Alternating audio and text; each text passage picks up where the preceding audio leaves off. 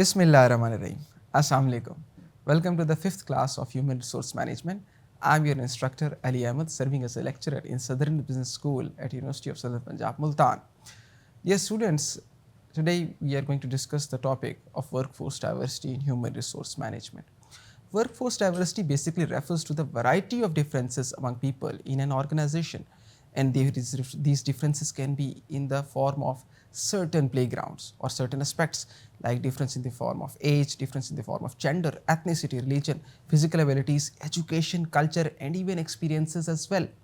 यानी जब एक ऑर्गेनाइजेशन में एम्प्लॉयज़ अलग बैकग्राउंड्स से आते हैं तो उनकी स्किल्स, उनकी वैल्यूज़ और पर्सपेक्टिव्स डिफरेंट होती हैं. अब हम डिस्कस करते हैं कि वर्कफोर्स डाइवर्सिटी क्यों एक क्रिटिकल डोमेन है ह्यूमन रिसोर्स के डिसिप्लिन में. और we are going to discuss what is the critical nature और the importance of workforce diversity in the domain of human resource. HR must develop policies and practices that recognize, respect, and value differences. A diverse workforce, brings innovation, creativity, better decision making. एक ऐसी workforce के जिसके अंदर बहुत से लोग different backgrounds से आते हैं तो वो इनोवेशन लेके आते हैं, क्रिएटिविटी लेके आते हैं और बेहतर डिसीजन मेकिंग लेके आते हैं. Why? Because they are coming from different races. Why? Because they are coming from different cultures. इसकी बुनियाद पर न सिर्फ उस कंपनी की मार्केट रीच बढ़ती है बल्कि एम्प्लॉयज़ को एक दूसरे एम्प्लॉयज़ को समझने में भी बेहतरी पेश आती है. Why? Because everyone is coming from a diverse kind of a background. This basically diversity in the employees and their understanding about the diversity basically helps these employees as well to understand the diverse customer needs. There are certain kinds of diversity that has to be taken into account if we are going to discuss workforce diversity. For example, internal diversity, inborn characteristics या features. For instance, age, ethnicity, gender, physical ability. Then comes the external diversity. इसके अंदर हम उन acquired traits की बात करते हैं जो कि एक बंदा बड़े होने के बाद या शोर में आने के बाद एक्वायर करता है अपने कल्चर से. For example education, the marital status, the income, the religion. Then comes organizational diversity that includes job function, department, management level as an example. इसकी मिसाल हम ये भी ले सकते हैं, एक ऑर्गेनाइजेशन के अंदर अगर 4 दोस्त काम करते हैं तो इस बात में कोई सर्टेनिटी नहीं है कि चारों एक ही लेवल पर होंगे. डिफरेंट लेवल्स, डिफरेंट डिपार्टमेंट्स में डिफरेंट जॉब्स को परफॉर्म करेंगे. This is organizational diversity. Finally comes world view diversity that basically talks about cultural background, political believes and experiences. यहाँ पे ज़रा मैं आपको ये चीज़ समझाना चाहूँगा थोड़ा यहाँ पे रुक के कि जी वर्ड व्यू डाइवर्सिटी से मुराद ये है कि जब एक ऐसी ऑर्गेनाइजेशन जो कि ट्रांसनेशनल हो या मल्टीनेशनल हो या ग्लोबल हो तो उसके अंदर डिफरेंट कल्चर्स के लोग आते हैं. हर कल्चर का बंदा अपने अपने कल्चर की values, traditions, customs, norms, rituals लेके आता है उस ऑर्गेनाइजेशन के अंदर. हो सकता है एक पार्टिकुलर प्रॉब्लम को सॉल्व करने के लिए एक कल्चर में एक तरीका हो, लेकिन हो सकता है उस पार्टिकुलर प्रॉब्लम को सॉल्व करने के लिए किसी दूसरे कल्चर के अंदर उससे बेहतर और आसान तरीका मौजूद हो. इस पार्टिकुलर सिनेरियो में क्या होगा? इस पार्टिकुलर सिनेरियो में यही होगा कि दूसरे कल्चर के लोग उस पहले कल्चर के लोग उस दूसरे कल्चर के बंदे से वो पार्टिकुलर प्रॉब्लम सॉल्यूशन मैकेनिज्म बोरो करेंगे. Then comes HR strategies for managing diversity. Diversity training programs होते हैं, ठीक है, जिसके अंदर एम्प्लॉयज़ को मुख्तलिफ़ किस्म की ट्रेनिंग्स दी जाती हैं that how they should be able to handle employees or situations that are diverse in nature. Then comes inclusive recruitment practices कि जिसके अंदर रिक्रूटमेंट्स की जाती हैं इस बुनियाद पर कि regardless of the fact from where they belong, regardless of the fact what kind of ethnicity they have at their disposal, they have to be made uniform in a particular recruitment process or practice. Then comes the anti harassment policies कि किसी भी एक बंदे को किसी भी उसके फिरके की बुनियाद पर, उसके एथनिसिटी, रिलीजन या किसी भी बेसिस की बुनियाद पर उसको हरास ना किया जाए. For instance, if a company hires both fresh graduates and senior professionals at the same time, the HR must ensure team building activities to bridge the generation gap. यहाँ ये चीज़ ज़रा समझने की कोशिश कीजिएगा कि फॉर इंस्टेंस एक सेम हायरिंग प्रोसीजर इनिशिएट हुआ सेम डेट पर और उसी हायरिंग प्रोसीजर के अंदर सीनियर प्रोफेशनल्स भी एंगेज थे जो कि हायर हुए और फ्रेश ग्रेजुएट्स भी एंगेज थे जो कि हायर हुए. अब दोनों को आप सिमिलर ट्रेनिंग प्रोग्राम में नहीं बिठा सकते. वाई? बिकॉज सीनियर प्रोफेशनल्स को तो बहुत सी ऐसी चीज़ें पता होंगी जो फ्रेश ग्रेजुएट्स को पता भी नहीं होंगी. The HR has to assume the responsibility कि जो fresh graduates हैं they have to be taken into this account कि उनके लिए इस तरह की training and team building activities को implement करना चाहिए ताकि वो जो generation gap in the terms of experience in the terms of qualification exist करता है उसको किस तरह से bridge किया जा सके.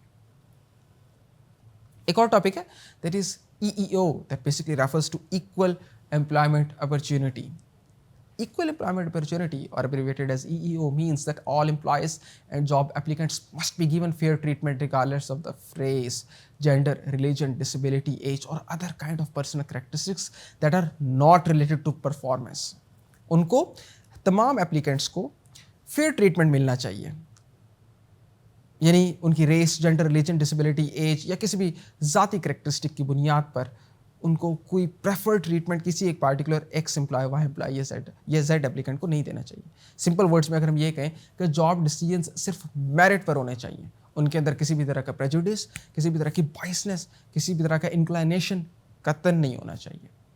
देन देयर आर सर्टन की elements that has to be taken into account. For example, non-discrimination in hiring. Selection should be based only and only on skills, qualifications, and experience. Then comes the Fair Compensation Act, that is equal pay for equal work. This should not be the case कि एक employ अगर 8 घंटे काम कर रहा है किसी भी पार्टिकुलर एक पोजीशन पर, दूसरा एम्प्लॉय उस पार्टिकुलर पोजीशन पे सेम पार्टिकुलर पोजीशन पे 10 घंटे काम कर रहा है तो दोनों की सेम पे होने चाहिए. No, the one who is working more should get more as well. Then comes the promotion equality, that is advancement or promotion of employees to higher cadres or higher ranks should be based on performance, not on favoritism. किसी भी तरह का favoritism का element नहीं होना चाहिए, किसी भी तरह का सिफारिश का element नहीं exist करना चाहिए. Then comes reasonable accommodation, that is adjustments for employees that are coming up with any kind of disabilities. For example, अगर एक employee है कि जिसको व्हील चेयर की ज़रूरत है, so there should be a proper wheel chair route और access within the organisation कि वो उस रूट को यूज़ करते हुए ऑर्गेनाइजेशन में अपनी पार्टिकुलर पोजीशन तक आसानी पहुंच सके. The HR role is to develop anti discrimination policies. उसे ऐसी पॉलिसीज़ को फ्रेमवर्क इंप्लीमेंट करना चाहिए कि वो डिस्क्रिमिनेशन के मैकेनिज्म को इंप्लीमेंट ना करें. Then it has to train managers to avoid unconscious bias. न सिर्फ ऐसा करना चाहिए कि उसको एंटी डिस्क्रिमिनेशन को इंप्लीमेंट करना है, बल्कि उनको मैनेजर्स को भी इस चीज़ का चीज़ समझानी है कि वो अनकॉन्शियसली किसी बायसनेस का शिकार होकर किसी पार्टिकुलर एम्प्लॉय को फेवरेट न करार देते और उसकी बुनियाद पर उसके कैरियर को एडवांस ना कर दें. Then it has to establish a grievance mechanism system as well. अभी फिर आगे चल के हम एग्जाम्पल डिस्कस करेंगे. ग्रेवियस हैंडलिंग मैकेनिज्म एक ऐसा मैकेनिज्म होता है जिसके अंदर अगर किसी एम्प्लॉय को किसी भी तरह की शिकायत है तो वो किस फॉर्म का इस्तेमाल करते हुए वहाँ पर उस शिकायत को किस तरह इंदराज करा सकते हैं और फिर उसका हल किस तरह से निकलेगा. For instance, if 2 candidates, male and female, have the same qualifications, the HR should not prefer one over the other based on the gender, but purely on the fitness of the job or on the job fit. एक employ को दूसरे employ पे preference किसी भी बुनियाद पर नहीं मिलनी चाहिए. एक और इंटरेस्टिंग टॉपिक है, that is the dual career families.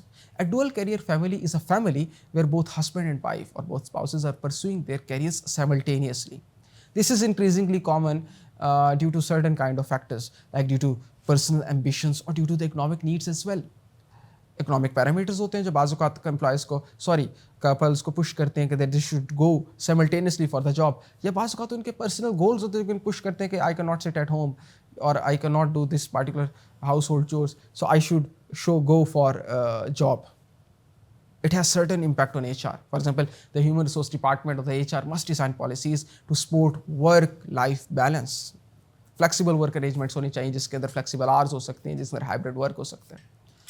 HR को इस चीज़ का ख्याल रखना चाहिए कि एम्प्लॉयज़ की सिर्फ एक प्रोफेशनल लाइफ नहीं होती बल्कि उनकी एक पर्सनल लाइफ भी होती है, and they have to make it sure as a human resource manager and the human resource officers that there should not be any kind of stress burn out. They should be able to not only give time to the organization, they should be able to give time to their family as well, to their friends as well.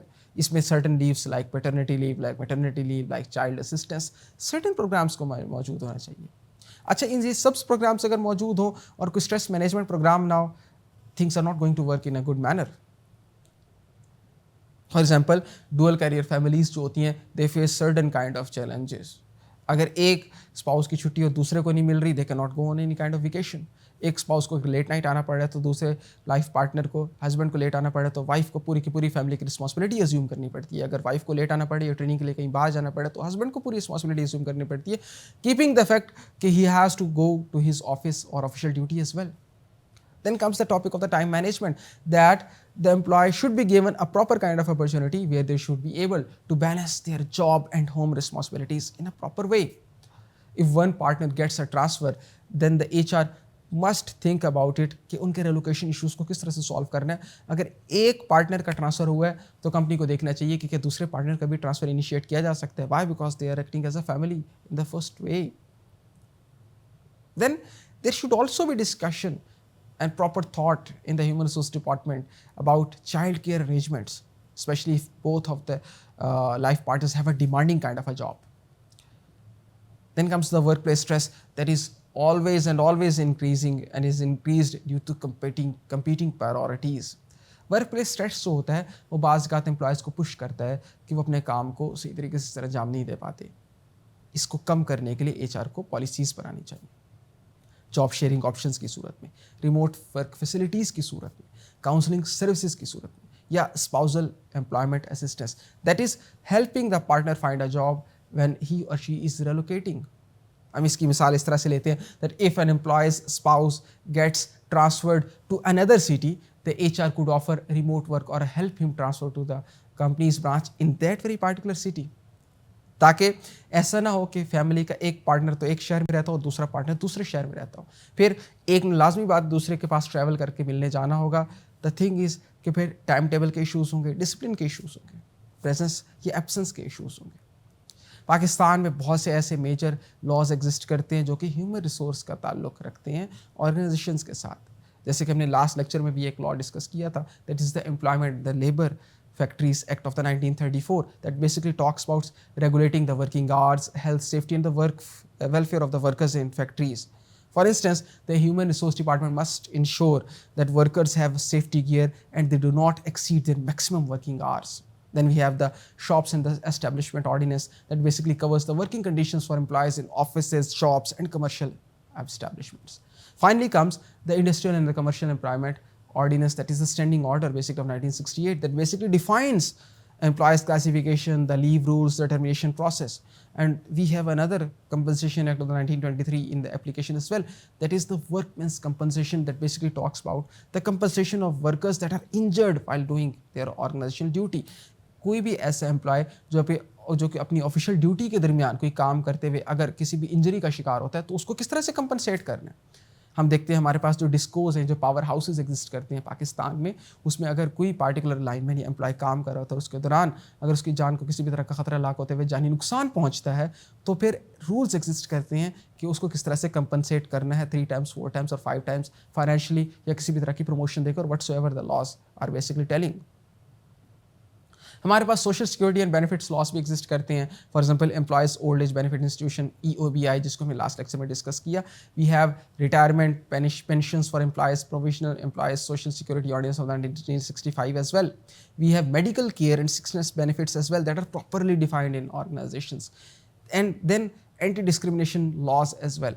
Pakistan में इस तरह के comprehensive laws exist करते इतनी ज़्यादा तादाद में तो नहीं है जितनी ज़्यादा हमारे वेल डेवलप्ड कंट्रीज़ में एग्जिस्ट करते हैं, but there are certain kind of laws as well जो कि पाकिस्तान में न सिर्फ एग्जिस्ट करते बल्कि उनकी इम्प्लीमेंटेशन भी की जाती है, और उनकी इम्प्लीमेंटेशन को गेज करने के लिए गवर्नमेंट जो होती है वो डिफरेंट मैकेनिज्म्स को भी इम्प्लीमेंट करती है, so that to make it sure कि क्या लॉज की इम्प्लीमेंटेशन प्रॉपर वे में की भी जा रही है, नहीं की जा रही।